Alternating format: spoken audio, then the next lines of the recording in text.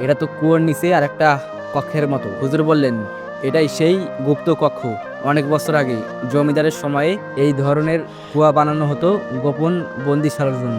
হঠাৎ এক প্রান্তে রাখা ভাঙ্গা ইটের নিচে কিছু একটা জ্বলে উঠলো। নাহিদ এগিয়ে গিয়ে তুলো একটা পুরনো ছেঁড়া অ্যাঙ্কেল কাটা ছবি, হিমালয়া। আর তার পাশে দাঁড়িয়ে আছে এক কিশোরী, যার গলার হারটা ঠিক সেই রকম যেমন সাদিয়ার গলায় আছে। রফিক স্তব্ধ হয়ে গেল। এরা তো সাদিয়া। হুজুর মাথা নিচু করলেন। তাহলে সন্দেহই সত্যি, সাদিয়াই হিমালয়ার বোন। এখন বুঝতে হবে কেন এটা লুকিয়ে গেছে। রূপা বলল, সে কি তবে খুনি অংশ নিয়েছিল? না, এটা হতে পারে না। সাদিয়া তো। নাহিদের চোখ তখন ফাঁকা। সে ধীরে ধীরে বলল, আমি কিছু দেখতে পাচ্ছি। হুজুর চমকে উঠলো, এর মধ্যে হিমালয় ঢুকেছে। সবাই পিছিয়ে যাও। নাহিদের গলাটা বদলে গেল, কণ্ঠ ভারী হয়ে উঠল। আমি দেখেছি সেদিন রাতে। আমাকে ওরা বলেছিল আমি নাকি জাদু জানি। আমাকে জোর করে আনা হয়েছিল এই কুয়োর নিচে। আমার মুখে কাপড় গুজিয়ে আমাকে বেঁধে ফেলা হয়। আর প্রথম যেই আমার মুখ চেপে ধরেছিল